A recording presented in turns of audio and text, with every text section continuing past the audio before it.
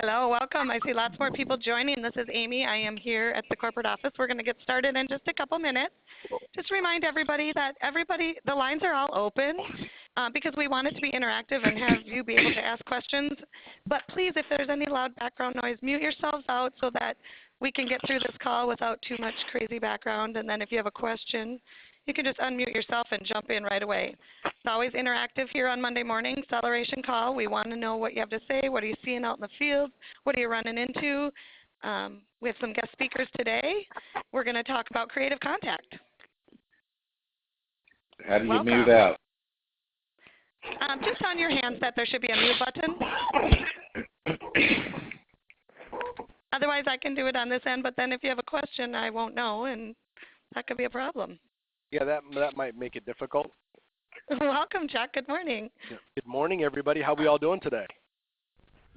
Good. Great. How are you doing? Man, I'm doing better now after that welcome. Thank you very much. Wow, I was worried there for a second. So, yeah, I appreciate that. I'm doing all right. We're staying warm. We're cooking along, and every day we're one day closer to spring, right? When is the first? Yes, Dave. That's right. 19 days to be exact. Yeah, I guess it depends on where you're at, I guess. But, well, we're certainly anxious for it here. It's been a chilly winter. So today we're creative contact, right? We're talking about that. You know, creative contact is interesting because, you know, I think that when you approach a prospective client or customer, you know, I think there's one of two answers you get. It's either yes or not right now. I don't believe in the no's. You know, I think over time, I think everybody will eventually switch to me, and I guess that's what's helped drive me to write a lot of business. And I see the folks that are super successful, they're doing the same thing. They're going, look, in the ones that are super successful, take those not right nows, and they figure out how to contact them in a creative fashion, whether by coming up with something new or being able to reflect back on maybe a previous conversation. And so it's not an awkward follow-up. Because what happens, and let me ask you guys, have you ever been involved with, had a service, maybe it was like your cell phone, maybe your cell phone service or maybe a banking service of some nature where, you know, today I'm happy, but somewhere down the road, something may happen where I'm not going to be so happy. And an example, one time I had Sprint for years. I had it for like 10 years.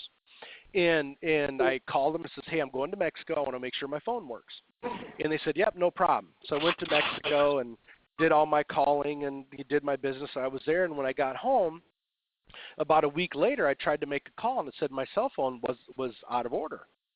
And I said, what the heck? So I called Sprint up. And I said, hey, you know, I'm having trouble making calls, and I just got back from Mexico. I don't know if it had something to do with it. And they go, oh, well, your account was put on hold. And I said, put on hold?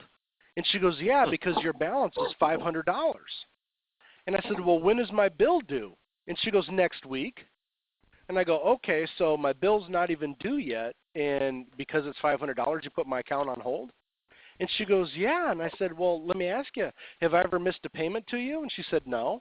And I said, have I ever been late making my payments to you? And she said, no. And she goes, well, it was just a higher than an unusual balance, so we put it on hold. And she goes, do you want me to turn it back on? And what do you think my response was? No. I hope you said no. I said, no, hey, you know what? Don't worry about it, because I'm going to run over to AT&T and I'm going to get a new service. So a prime example, I was with Sprint for 10 years. Never had a problem. Customer service was great. Thought it was, you know, this is good. I don't need to worry about switching. And I remember the day that I was driving over to AT&T, and I thought, you know what? I've talked to AT&T probably 2 or 3 times in the last handful of years, because that's when the iPhone first came out, about switching to the iPhone. And not one time did a salesperson that I spoke to at the store ever contact me after I left. I said I wasn't ready to make the change. They never contacted me. They didn't have creative contact. Therefore, when I ended up going to AT&T later, I didn't have an allegiance to anyone. I just went to whomever was there to help me out. I don't want us to be that guy. I want us to be the guys and the gals and the women and the men that we are creatively contacting all of our not right nows. So when that happens and their account gets shut off because they were in Mexico, or something happens, they can't get a hold of the salesperson, who do you think they're going to think of the minute they decide that, hey, you know what, I'm fed up, I need to switch? They're going to think of the person that's been contacting them creatively. So we have a couple guest speakers today. I'm just going to do a roll call, make sure. Bruce, I heard you. You're here, right? You got it. All right, awesome. Thank you, sir. We also have Susan Wessler. Are you with us today? I'm here. Okay, and Shelly, you're with us? Yep, I'm here. Awesome. All right, thank you so much for coming. These guys, and we were talking, and Chad goes, you should have these guys talk about some things that they do that they're really good at, that creative contact. And what I'm going to do is I'm going to turn the reins over. And, Shelly, I'm going to start with you, if you don't mind. Sure. Just tell us some things that you do for your creative contact. Maybe give just a little bit of history, who you are, how you got here, and what you've been able to do in this industry, which I think is pretty cool. Okay, yep. I've been with First Financial going, I think, on 8 years this year in August. So considering that the average lifespan of a credit card rep is 6 months, I'm feeling pretty good about that. I really do it part-time because I do QuickBooks for people as well, and it's been just an incredible income for me. What my goal is I want to treat people like I want to be treated, and your example is just key, and that's so true. So if we're talking to these people, even if it's twice a year at worst case scenario, at least we're there, they know us. We're not just the 800 number, which is the biggest complaint a lot of my customers have. One thing I did for Christmas is I had a gal do up some thermalated lunch pails with First Financial's logo and my name, email address, and phone right on the front of it. And I was busy during Christmas with year-end taxes, so I had my daughter, Lexi, who's 16, go out to each of my customers with a little Christmas card, a magnetic business card of mine, and that little lunch pail. And I had a little spiel written down for her that she had to thank them for the business and supporting her family. And we just really appreciate all you do and look forward to working with you in 2015. So she went to, 80-plus places and dropped things off. And it was a real hit. When I talk to people now, they're like, thanks for the lunch, though. That's really cool. I just needed one. My other one just broke, and it's something that cost me like $4.30 a piece. But it meant so much, and guess what? My name, number, and email is on that lunch pail. So when they have it at work and someone says, hey, who's that? What's that on your lunch pail? That's free advertising for me, too. So that's worked really well. And I just try to keep in touch with them. How often do you and that's certainly, obviously that's great creative contact for your customer base, too, which is super important. Which I didn't mention earlier, because attrition is the name of our game. When a merchant comes on, you want to keep them forever, right? Yes, that's what I tell them. I want to be your last processor, my goal. Oh, exactly. I want to be your last home for your credit card processing, and that's a wonderful way to keep your information in front of them. Every time they grab their lunch pail or they see it, you're there, and that's why your attrition rates, that thought process and what goes on is why your attrition rates are so good. That's why merchants don't leave. And you do. I have one more thing I wanted to say. When someone does leave me, I blame myself because I haven't kept in good contact. But after they leave, I'll touch base with them 6 months, 9 months, and just say, how's it going? Are you happy? That type of thing. I don't write them off. And I will continuously here and there touch base with them because I've actually had a lot of people re-sign with me as well. Very nice. Very nice. What do you do with the ones that maybe weren't ready up front? Those are in my sales control or whatever, and I touch base with them as often as I can get on the phone and do that. And I'm going to tell you, I'm not the best at that. I need to get better. That's one of my goals for 2015 is to get better at that. Get better at the not right nows and staying in contact with them? Yep, exactly. Excellent. Love the lunch pail thing. That's awesome. That's complete. Thank you, Duke, for sharing that.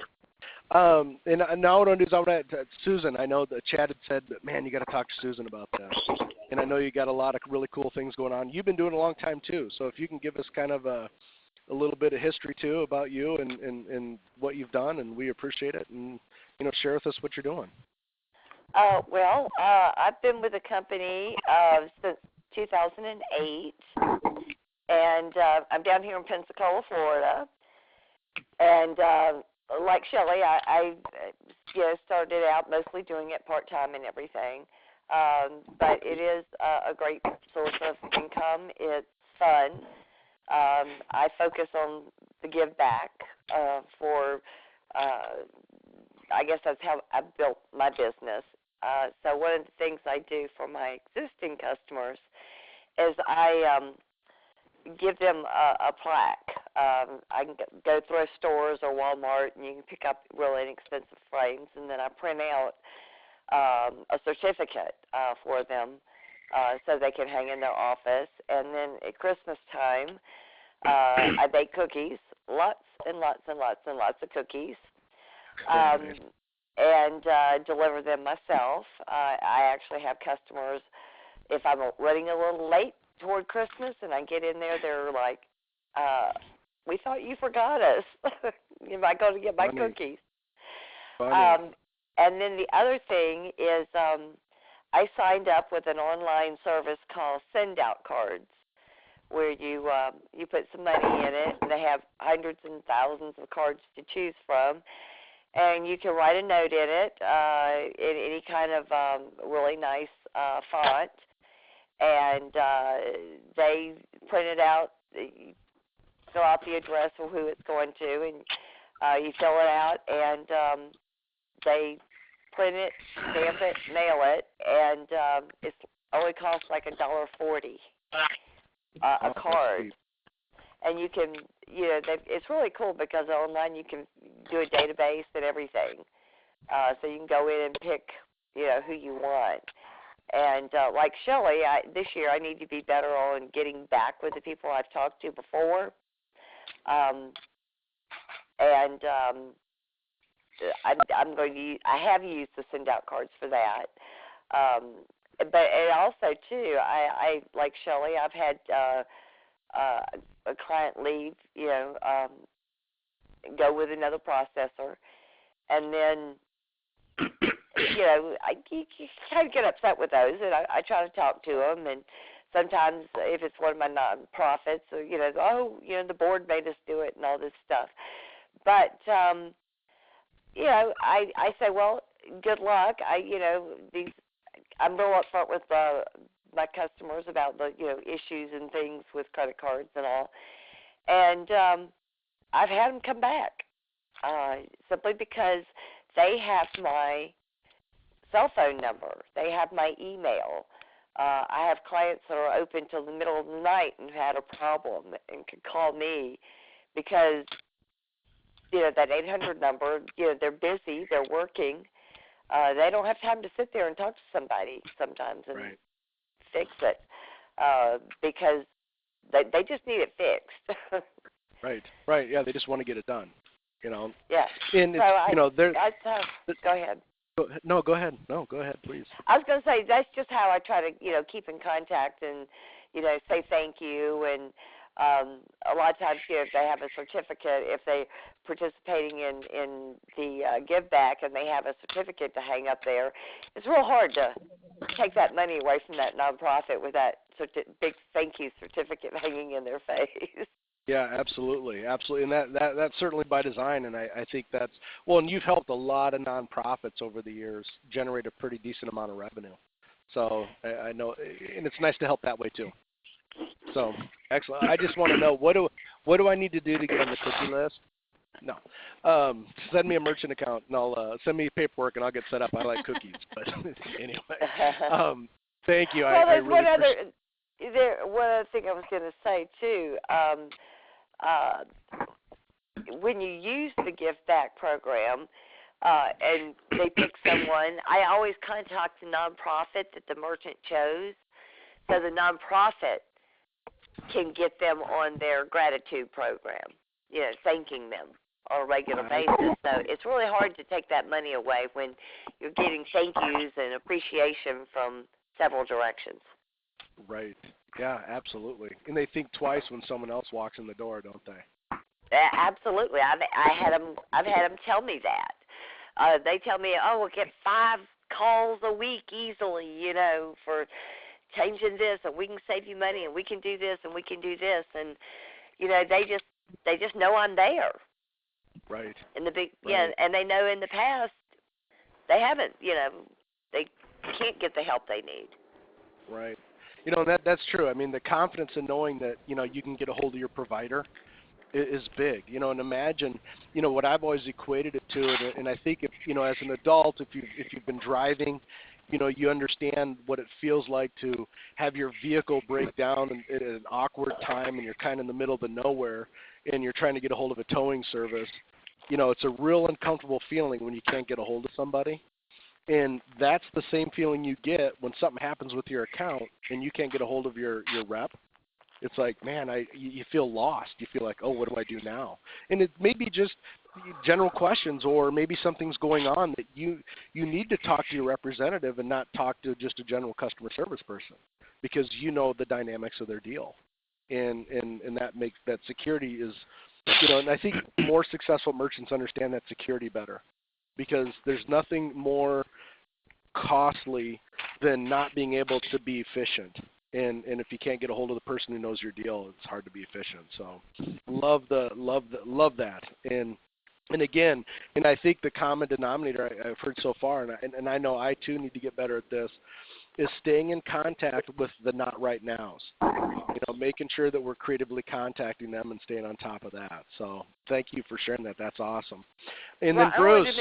Go ahead. If I mention one more thing, another thing too. Yeah.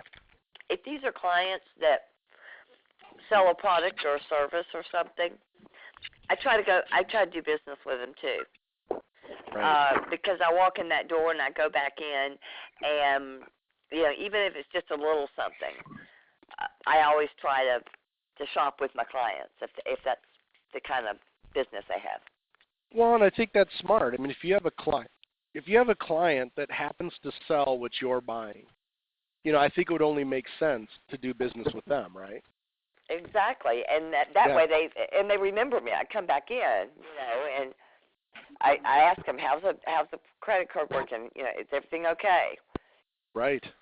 You're not forgotten. You're still on my mind, and I'm here spending my money with you too. So, excellent. Okay, I appreciate that. Thank you. No, it's good. Please, and whatever you can add, and I know some of you guys are doing a lot of other creative things too that are helping you at whatever level. But and the reason why we've asked these three guys to talk today is that they've written a lot of business. They make a lot of money in this industry, and they're making that because they're doing these things. Which, quite frankly, how many people do you know send you a lunch pail with a magnet with their information on it as a thank you? How many people send you or drop by cookies that you do business with? You think about that. How many? Hardly anyone ever does that I do business with. Why aren't they? Why aren't they creating that allegiance and that relationship and that friendship to do that? So, and then Bruce, Chad had mentioned that you got a couple other things to add. I know you helped us out last week too, and I appreciate that. And what are some things that you're doing to help you? Well, thank you. For those of you who don't know me, I'm in Nebraska. I started doing business, I think it was the spring of 2008. My background is I was a banker for 27 years, so I have a little different perspective on the calling than maybe somebody else does. But what I do is, first and foremost, every one of my clients that I have will hear from me a minimum of 2 to 4 times a year, in person or on the phone. Normally it's in person. And my perspective of that is, the reason that I do that is back to Chuck's original comment, and that is sometimes you just got to be around to see if something else is happening that you're not aware of. It might not have been anything that you did wrong, but there's always people trying to get our clients. So first of all, I have a call program that I follow up with on a regular basis to get back with those. The people that are not interested at this point in time, quite frankly, I went to Vistaprint online and bought about 100 cards, designed them, and I send those cards out to somebody. If I really want that particular business, I send it out to them every 3 months to say, hey, touch and base, anything I can do, those type of things. I've gotten about, probably a half a dozen really large accounts simply by following up with them, because when they get ready to change or something happens with their existing provider, then they have you on the top of their list. Thirdly is I send out an annual newsletter, and I just simply state, kind of what's happening in the industry. For example, now in the last year I made the comment about the new EMV compliance and, the equipment issues and those type of things. And I also let them know, a number of clients, when we first implemented the compliance fees, weren't real happy that it was coming out, and they didn't know about it because they didn't read their newsletter and those type of things. So I put in there the months that the extra costs are coming out that are above and beyond the normal. And I have if you go to Avery.com, you can find those Avery mailing labels, and you can find a template for that. So I simply have a template in my computer that has all of the existing clients that I have, the people that I want to send something to that are not clients but are business associates. For example, I always have to send one to Amy and to Chad and to Kelly and those type of people. And like, my annual magnet that shows that I'm thinking about going to Cancun in February. And then I have a list for those that I do that are simply the follow-up ones that are not my clients. And again, it's something that you can do that's reasonably inexpensive. The postage is a few bucks for the postage a year, and then get those things from Vistaprint. So, the things that I do are not, they're pretty simplistic. They're not rocket science, and it's just a matter of keeping on top of the conversations with those people so that they know that you're around. Excellent. Yeah. And again, I mean, you get a lot of people either, your attrition rates are actually yours are probably one of the best that we have on the team is that. And, you said you do an annual newsletter? Yes. And do you mail that to them, or do you email that? How do you do that? Mail it or drop it off. Just depends on, it's sometimes, I try to do it around the Thanksgiving time frame, and then, okay. But most of them I just simply mail, and that is an expense, but again, it's well worth it. They look forward to it every year. They know it's coming. They kind of see what's happening in the industry, and so I've had a number of them tell me, when they get a request from another provider, they start asking them the questions, and they said they know how to ask those questions because of the information in the newsletter. Interesting. Let me just out of curiosity. It's good defense for me. Yeah, no, absolutely. It makes complete sense too. But just out of curiosity, why did you elect to around Thanksgiving? Why that time? Because I sent him a holiday, or I sent him a Christmas card. Okay. Makes sense. And then that kind of gives you, it's kind of a year-end recap, for lack of a better term. Mm-hmm. And so the newsletter is basically industry-related kind of stuff, like EMV, yep. IRS reporting, PCI kind of things that merchants. Yep. Yeah, really I remind everybody about their. I probably shouldn't tell everybody this. I remind share what you want to their, share. Yeah, I just tell them about things that are happening. Remind them to do their compliance, their PCI compliance, just the same things that you and I would talk to them about if we talked to them in person. Right. You don't want them to be surprised. Right, and sometimes you're not able to talk to them in person. They're doing their deal, but that certainly is a nice way to get the information out to them. Yeah, love it. Absolutely love it. Well, if you guys don't mind, I want to open it up and see if anyone else on the call has any questions regarding that. And, we may or may not have questions, but before we move on to answering any other general questions, does anybody in the call, maybe you're new to this industry, maybe you're new to this idea of that creative contact, are there any questions regarding that, if you guys are open to it?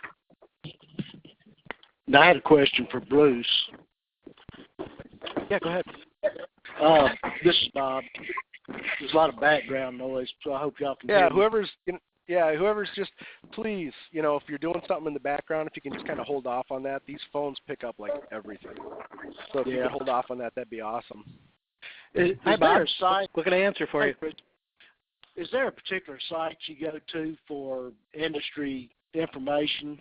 I think I've talked to Chad about that before, but there's a lot of things that, of course, we need to keep the merchants abreast of, but is there a site we can go to that kind of fills us in with what's taking place? It's like I've got businesses that have leased equipment that are not EMV qualified.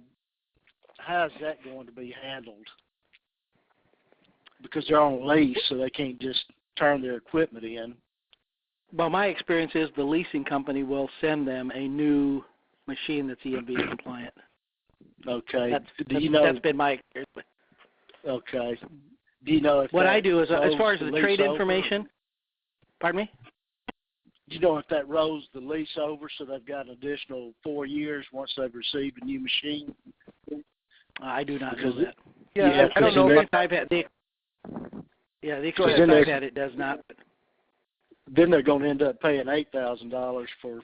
Well, no, they're not going to roll over to a brand new lease, and that would have to be merchant specific too, like where they are in their lease and that kind of thing. Because a lot of these merchants, when you're in a standard lease in our industries, and I know this is a two-part question, and sorry to interrupt, Bruce, but no, please do.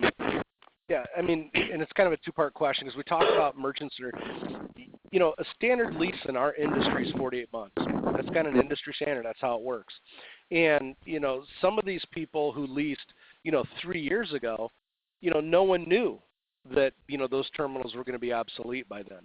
They're reaching into life. So you are going to have some scenarios like that.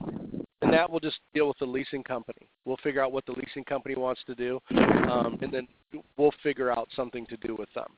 Because we don't want, I don't want a merchant to feel like, oh, you did this, and now I'm screwed. So now I have to lease something new from you. Yeah. Certainly not the feel that we want our customers to feel. So when you run into those scenarios, get with your agent director, and then we'll look at everything on a per case basis. Okay.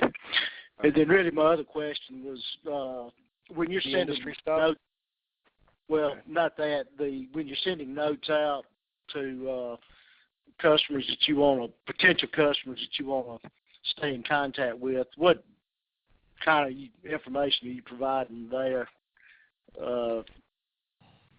You talking about the industry standard information or the postcards? The postcards. The postcards, well, I just simply write on them, hey, just wanted to check in with you. If they happen to have told me, I kind of remember lots of things, so sometimes I'll talk to them and they'll tell me, they can't do it right now because they're waiting for their kid's graduation, and just so next time I'll send it up and just say, hey, just wanted to follow up since your daughter graduated, how things are going, and if you're interested, talk to me and let me know, and those type of things. So I try to find something personal to put in it if I know anything about them. If not, I just simply mark on it, hey, just wanted to follow up. Let me know if there's anything I can do for you. Make it very simple. Don't put a lot of junk in it, and because they'll read it. Because on the card, there's not a lot of space. So it's a typical marketing ploy is that if you have a lot of white space in there and there's a few black letters in between, they'll read it. But if there's a whole bunch of black in there, when if it's real small print, they won't read it. So I just make it very simple and just say, hey, this is, just follow up with them. And again, the expense of that is really minute because you can get those postcards very cheap on the Vistaprint or wherever wherever you want to go to, and the postage. So it's really not like it's a huge expense to do it, but just to try to come up with something. And your other question in regards to what's industry standard, all I simply put on there is, things that I know that are going to be happening. For example, the EMV, the big issue that came up after the Visa lawsuit about the minimum dollar amount that they can charge on a transaction and those type of things. So, I had a lot of people ask about those type of things. So I just mentioned that and give them websites that they could look at and those type of things. I think if you don't mind, just to kind of tie things together a little bit too, is that and Bruce just happens to be a really good-looking, debonair kind of guy and knows how to talk to people and can get them to open up. And you said, you said the most important thing though. Is you got to find out something personal about your customer. You know, like the kids' graduation, or maybe you're contacting them to go, look, I'm heading out on a big family vacation down to Mexico or Disney World or whatever. You know, then when you come back to them with this marketing card or the postcard, which I love postcards. I think that's the best way to go in my opinion, and I agree with what you're saying there, is that, you know, keep it short and sweet. Don't overtalk yourself out of the sale. And in a quick note like, hey, I hope you didn't get too burnt in Cancun, or, you know, I hope you survived Disney World, or whatever. Something relating to what you talk to them about is the absolute biggest key to success, I think, in any sales deal, is you have to make it personal to them.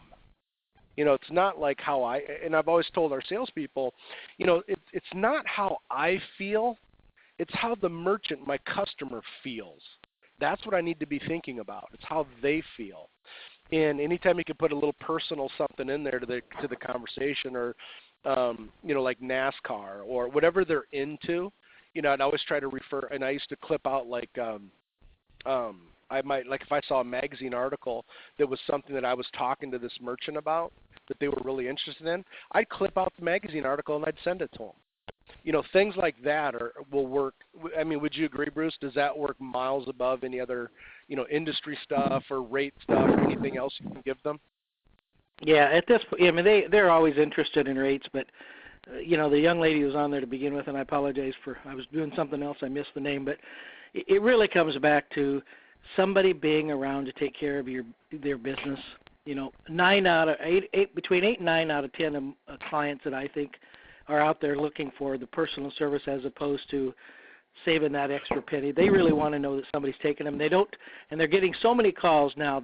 Probably one of the nicest things that's happened is that people are being bombarded with all these different calls from these call centers in these huge cities that, you know, that specifically take a geographic area and say, okay, we're going to target service industry today, we're going to service the large retail today, and they just make all these calls and tell you all this stuff that's happening, and people are just getting tired of it. And then the other ones that call up, and, you know, I get a number of these calls monthly, and that people call up and say, you know, this is such and such from Merchant Services, we need to go over your account with you, and those type of things. And so they call me, and, you know, and I write in my newsletter, you know, nobody from our company is going to call them. If anybody's calling them from our company, it's going to be me. And so they are now aware that, you know, Amy's not normally going to pick up the phone and call them unless it's something else. And if they do, you know, then they'll call me and say, you know, hey, is this person legit? Well, and if they do, you know, they know you. They know Bruce. Right. You know what I mean? So and they know their merchant number. That's the issue. All these other calls are telling them all these things. They'll tell them this is their merchant provider. I always tell my clients, well, if they know your merchant provider, just have them tell you your merchant number. Well, then they can't, and they hang up. You know, one of the biggest things that's going on right now, of course, is they're getting bombarded with these cards telling them, of course, their machine's no good. And in October, It's all over. It won't work. It's a great time right now to be touching base with, you know, and like Bruce, my clients are trained to call me if they get these phone calls or emails or whatever it is. But they've been calling me, going, what's going on? And, you know, is my machine going to be any good? And so I've just been going down my list, calling everybody that has a machine that doesn't process online and saying, okay, this is where we're at. This is what's going on. This is what we need to do.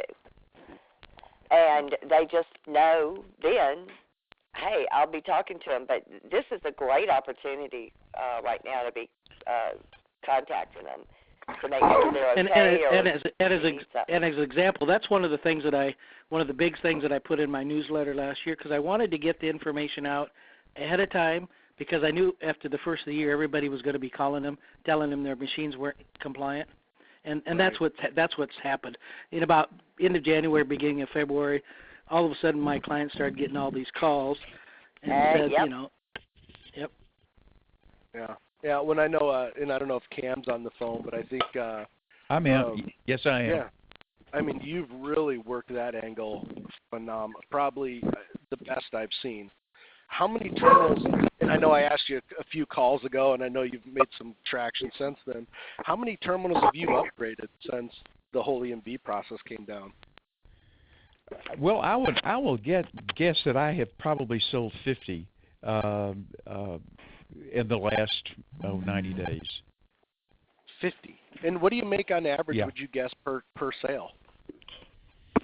I sell the machines for the FD130s for $485.95. $485.95, right? And what's our cost of that? I love. Our cost on that's about $210. $210. So we're making $265 basically per deal, or $275. Yeah. Roughly. Yeah. Okay, so times 50 accounts. So it's a nice way to add about $14,000 to your $13,750 to your income in the last 90 days. Yeah. And I've got another 150 to sell. Yeah. It's a great, and you know what, guys? And this is certainly, and Cam and Bruce and Shelley and Susan have been doing it a long time for you new guys too. So they have a big portfolio that they can go back to and do that. But you got to realize that everyone else out there isn't doing it like that. You'll be surprised at how many merchants, because I think it's something that Shelley said in the beginning. She said, the average life expectancy of a Visa MasterCard salesperson is 6 months because they're doing it wrong. And these are guys that are doing it right. And, we've heard 8 years since 2008. Cam, I don't know how long we've been doing business together, a long time. It's because you guys are doing it right, and you're building this portfolio. So when every other merchant out there, not every one, but when 80% of the merchants out there, their sales rep is long gone, who's going to call and talk to them and build a relationship and bring up EMB? They're going to get a bazillion calls, which they're sick of. But when you handle it, what's that? I don't mean to interrupt, but can I make a suggestion for the company to help the agents? Yeah, absolutely. Please do. Sending out, an information. When things change in the industry and stuff's going on, we're getting calls. Then in turn, we have to turn around and call our agent director to get the answers. It'd be nice if the company, this is an awesome opportunity to send it out to the agents and saying, okay, this is what will work, or if they just need a pen pad, or if they need a whole new machine, or whatever it is. These are the machines. Here's the cost. Start contacting, and explaining, and that would help the agent sometimes if we could get that kind of information from the company. Okay. Yeah, definitely. And, keep you guys posted too on, because the merchants do get the information, whether it be a statement message that's printed on their statement, or when fee they structures don't read that. I know they don't, but when they get their fee structure change, they get a postcard from us. That's how we notify them, and it'll be great to make sure that you're notified too. I agree, 100%. Yeah. Particularly, like I said, educate the agents a little bit on what some of them may, be struggling, and not knowing which machines are good, which are not, Right. And and just say to the agents, because not everybody can get in on a phone call every week either. Hey guys, this is what's going on. This is a great opportunity. You can get back with your clients. Also, upgrade their equipment. I mean, you can do armed with a little, good information. You can go out there and really use it to your advantage. Absolutely. No, good. Well taken. I appreciate that. Definitely. Did anybody else have any other questions for these guys? No. Well, I would like to give Susan kind of some kudos. She really helped me with nonprofits, and she's being very modest, I think, with what she said, because what she does is she really leverages these nonprofits and gets with their board of directors and so forth, and these board of directors in many cases have businesses, and he said, listen, this is an opportunity for you to donate or create a vehicle to donate money to this particular nonprofit without you spending a dime. Right. And in doing this, you really can create an incredible amount of business. And she helped me so much in a nonprofit here in Atlanta, and I'm going to make a lot of money off this. And Susan, I thank you. Thank you. I wish I had one down here the size of that one. Hey, well, Cam. we'll find them, right? Go ahead. Hey, Cam. Yeah. This is Bruce. This is Bruce. I just wanted to know that that sprint car that got stolen. Where'd you put it?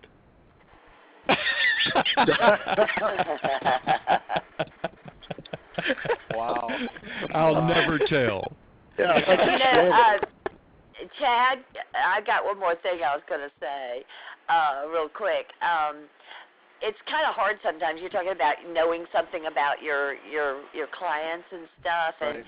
one of the things that I've always done, if I, in somebody's office, or, even in their store, you can often look around and pick up something from a picture, the school they support, their favorite NFL team or NHL or whatever it is.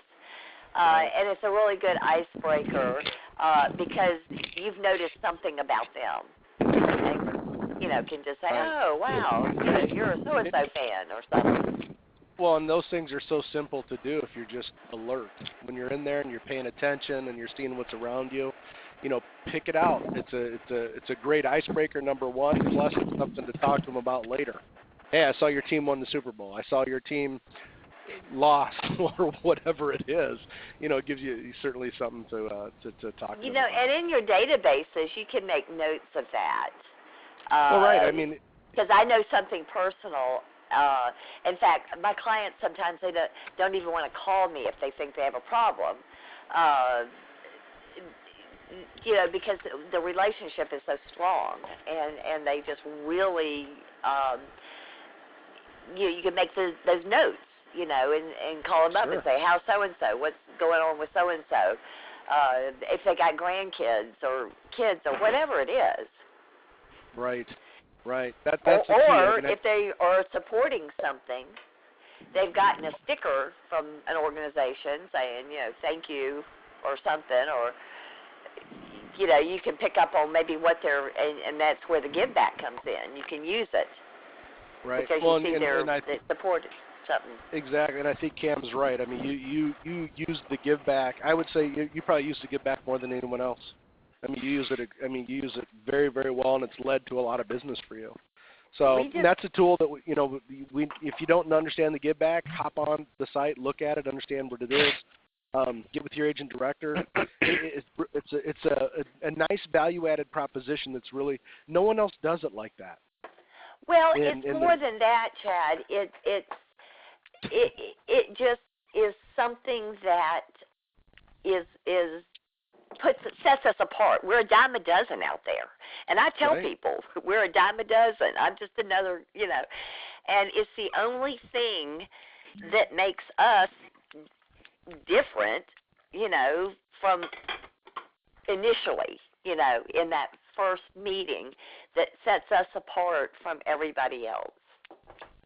You're exactly right, and that's what we have to remember too. I think is that you have to look different coming in, because how we're really different is all the other things that are behind the scenes that you never understand unless you're doing business with us.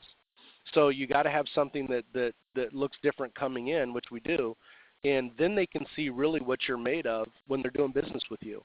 And really, you never really see what anybody's made of until something goes wrong. If things are going right, never have a problem, you don't know how good we are. Because if things are great, there's no problems. But when you see how we can handle things for you, that's when you see how really, truly good we are at what we do. So, those, I've driven across town to plug a machine in. Well, sometimes you got to go that extra. But I'll tell you what, when you do things like that for a merchant, they'll be hard pressed to go find a home somewhere else because they'll know you're there to take care of them. So, good stuff. That's what they tell me. They tell the competition when people call them or something, or come in or walk in on them. They say, "Oh no, I've got Susan. She takes care of me." She takes care of me. That's the name of the game. That's definitely. And you know what? I want to thank you guys for bringing your piece in today. Hopefully, some of the newer folks were able to take some of that in, because it's golden. That's what really separates you, and it'll help you long term in this industry and be tremendously successful. Make a really nice living doing it. Next week, I don't know what the topic is yet. We'll send it out to you. Any other questions before we conclude our call today, guys? No? Everybody have a great day. Have a great day, everybody. Thank you so much, everybody, for coming. Have a great afternoon. Bye.